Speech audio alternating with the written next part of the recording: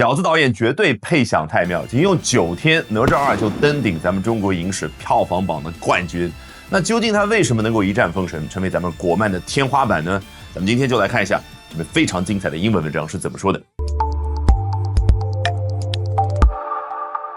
Imagine this, a sequel to a beloved animated film not only shatters every conceivable box office record, but also signals a seismic shift in an entire industry.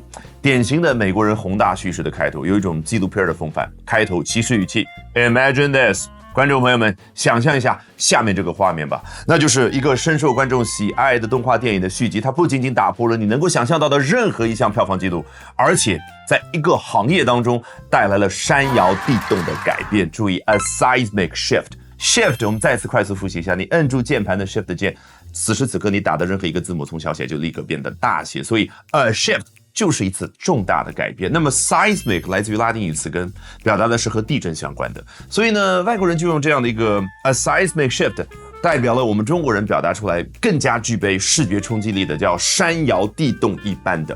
好，这个宏大叙事的开头并没有提到这部作品的名字是什么，所以留了一个悬念。那接下来应该会给到我们答案。That's exactly what 哪吒2 The Devil Boy Stirs Up the Sea has done in China。这就是美国人这个叙事风格有一个问号，然后我给你一个回答。所以呢，有一种重磅来袭的感觉。这就是哪吒之魔童闹海在中国所做到的事儿，指的就是给整个行业带来了巨大的震动。Inspired by the tales of the 16th century novel Investiture of the Gods, the film is directed by returning Helmer Jiaozi, and it continues the adventures of the super-strong demon-slaying hero. 它的灵感来自于16世纪的小说 Investiture of the Gods。我们去年的时候讲封神，曾经提到过这样的一个音译名字就是封神榜嘛。Investiture 为什么可以表达封一个人什么什么官爵？因为 vest 你看小背心指的就是衣服，那拉丁语词根当中这个 investiture 指的就是把一个人放到一件衣服里面。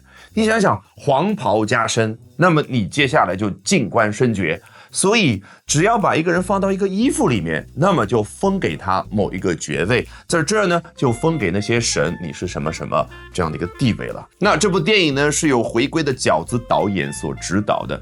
假设我们这儿用 director 去描述，那就变成 The film is directed by returning director 饺子。你听的是不是觉得有点枯燥？因为重复了，所以这儿呢，作者选择用的是 Helmer， 一猜就知道，指的就是口语或者俚语当中表达导演的这个词。毕竟它来自于 Helm， 指的是一艘船的那个方向舵。当然舵手就是开船的那个人，一般叫 helmsman。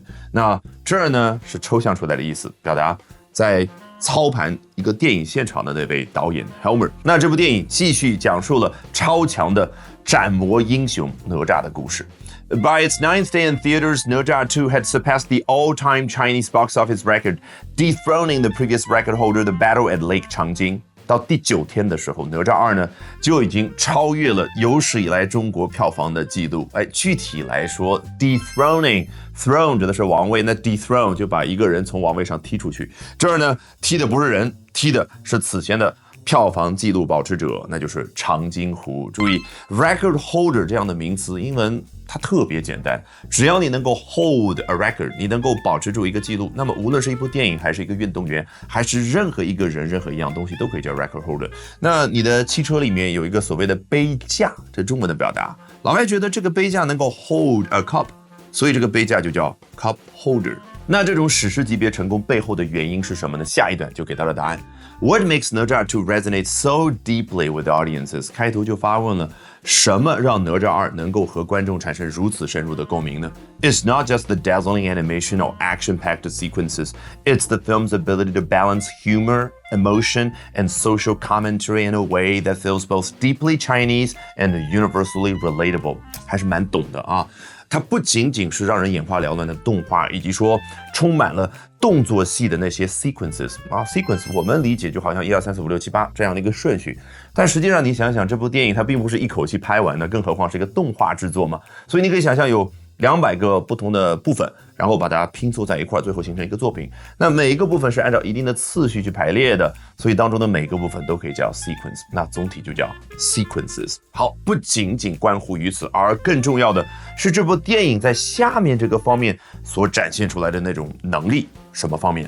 能够很好的去平衡幽默、感情以及 social commentary 这样的能力。什么叫 commentary？ 它和 comment 有什么区别呢？ comment 和 commentary 的区别在于 comment 很具体啊。刚刚有一件事儿发生之后呢，我就发表了一个评论，那么那个就是 a comment。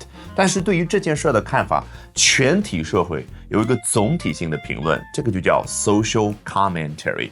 所以你看，这部电影当中充满了那种让我们观众感觉很亲切的那些网络用语，实际上就是 social commentary， 而且它是以下面的方式去展开的，让我们既感受到了有我们中国的特色，而且呢这些东西又是 universally relatable， 是全世界范围之内大家都能感同身受的。什么叫 relatable？ 就是和自己产生联系的。Alrighty， 学英文方法比努力更重要。那说起方法，赶紧点视频下方的链接，预约周老师明天上午7点钟的直播，设一个小闹钟，咱们直播间不见不散哦。那最后呢，按照我们的老习惯，从头到尾裸听一遍。